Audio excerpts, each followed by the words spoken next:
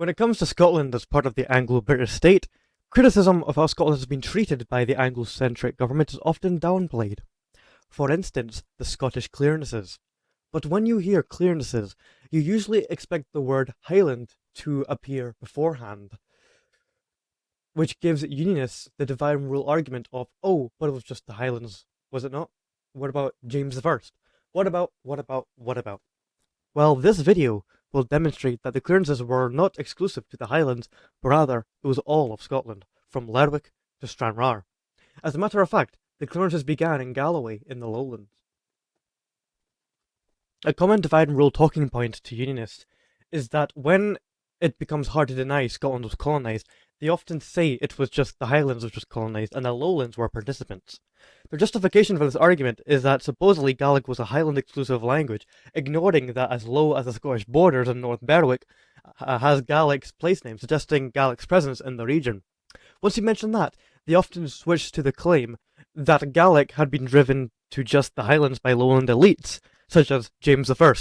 And whilst it is true that James I was Anglo-centric and committed acts of cleansing in places like Lewis, Galwegian Gaelic was still extremely common in Dumfries and Galloway and South Ayrshire, eventually driven to extinction as a dialect in the late 18th or even early 19th centuries, largely driven to extinction as a consequence of the lowland clearances.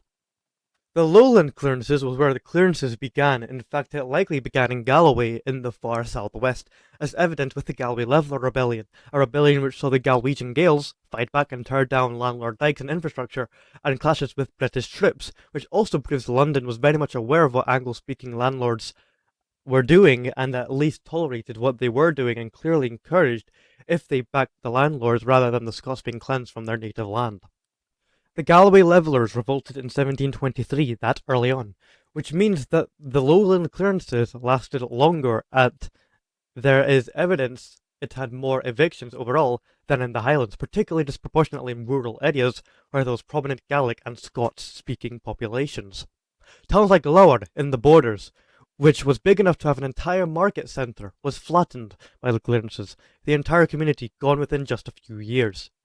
Historians have a term for this form of ethnic cleansing, and that is an ethnocide or cultural genocide. As a consequence of this cannot be returned, and there was clear intentions and belief that the rural Scots were inferior and sheep were more valuable than the people. In fact, after the Battle of Culloden in the Third Jacobite Rising post-1707, which was far more than just restoring the Stuarts as the throne, as evidence of, quote, prosperity to Scotland and no union on every Jacobite sword since 1715, Scots were compared to Native Americans, and the anthem was changed to include a verse which stated, quote, rebellious Scots to crush. But don't think this means that urban centres such as the Central Belt were spared either. Historian Bruce Fumey, a great Ghanaian Scottish historian who owns a Scottish History Tours channel, made a great video on how Airdrie in the Central Belt was a key clearance location. And as you all should know, Airdrie is often mistaken to be within Glasgow itself because of its proximity, let alone Lower as an urban centre, as we mentioned earlier. So we can safely conclude that the clearances were largely nationwide, affecting every location in Scotland one way or another. The clearances largely came to an end after the Crofters' War, which lasted in and around Skye from 1874 to 1889, with the Highland Land League also winning a number of seats across the Highlands and Islands, with its leader, Dr. Gavin Clark, being a former Liberal MP for Caithness, and himself wrote in terms of Scottish cultural identity being treated in Westminster during questions regarding Scottish Home Rule, which Irish MPs were also calling for in their own nation, that, quote, an attempt is made here to ignore Scottish nationality. We hear of the English government, and their minister is not called to order for the expression. Why, only the other day the Secretary of War spoke of the English troops he was sending to Egypt, the Scottish borderers. The Skye Martyrs, as they're often referred to in anti-imperialist circles, fought against British troops and landlords, as well as Anglican police officers sent from the south, with decisive battles such as the Battle of the Braids. This eventually led to the Highland Land League getting their way in Parliament following the Irish playbook, in a rare case Scottish MPs making a difference, though the lasting effects of clearances lasted well into the mid-20th century, with many Scots emigrating from rural communities in search of opportunities abroad in places such as New Zealand and Nova Scotia, which is why there's a Canadian dialect of Gaelic within the state. But Dr. Gavin Clark still wouldn't see Home Rule for another century. But what about the English enclosures? Whilst it's without a doubt that the enclosures had similar sounding ways as the clearances in Scotland, it was largely ran through Parliament and had a number of state subsidised compensation processes, though that isn't to downplay the unfortunate events of the rural working class of England. In Scotland, however, it was a result of near absolute power by Anglo-centric landlords over tenants at will, with no parliamentary oversight. Following the 1747 abolition of the heritable jurisdictions, concentrated power in landlord hands directly.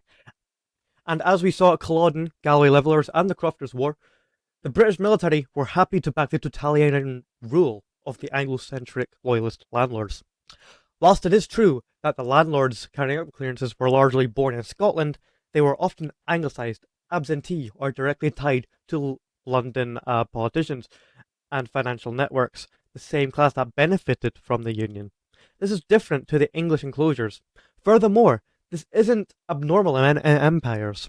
In Ireland, the people suppressing the Easter Rising, or exporters of crops to England during the Great Famine in quotes, largely seen as a genocide by many in the anti-imperialist sphere, were largely Irish-born, and Irish colonial administrators were both Catholic and Protestant.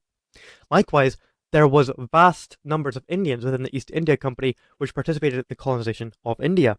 And Indians were also police officers and soldiers within colonial Africa, and so on and so forth. This is typical divide and rule tactics and how empires prevented rebellions, and is also why they granted Ireland and Scotland MPs in order to satisfy the populations enough as to not rebel. Furthermore, the clearances also had the 1708 Treason Act, which effectively overrode Scots law, and was most infamously used during the 1820 trials, or the fact that the Dress Act and Heritable Jurisdictions Act were clear intentions of eroding Scottish cultural and legal norms. Michael Hetcher's Internal Colonialism researches this extensively.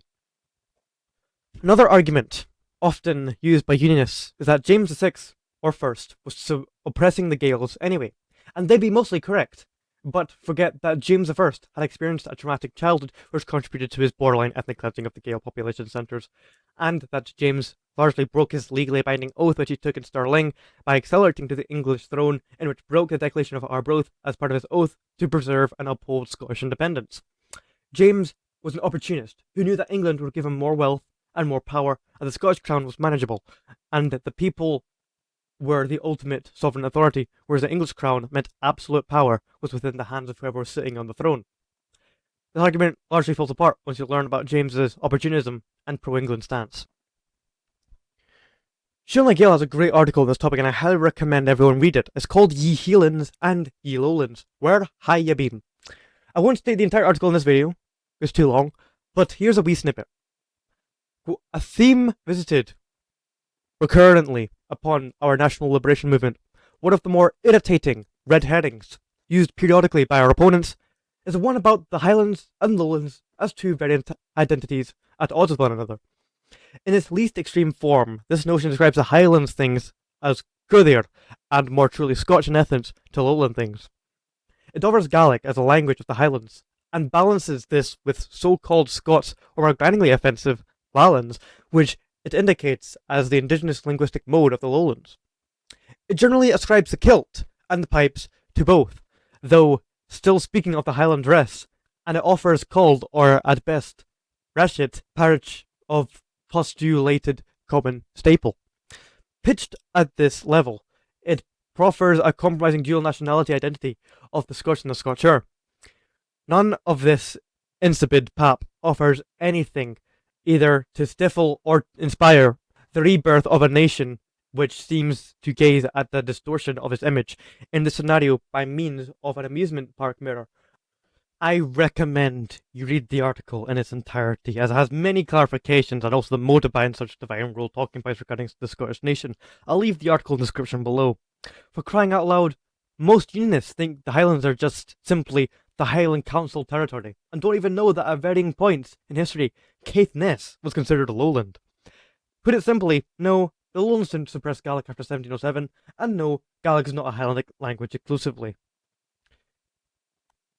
In conclusion, there is no such thing as a Highland-Lowland divide, and the only reason why it's brought up is to undermine the independence movement via divide and rule. I hope you've learned something from this video. Consider liking, sharing, and subscribing to the channel, and until next time, on Alba Rising. Scotland's story in Scotland's words. Subscribe to keep the movement going.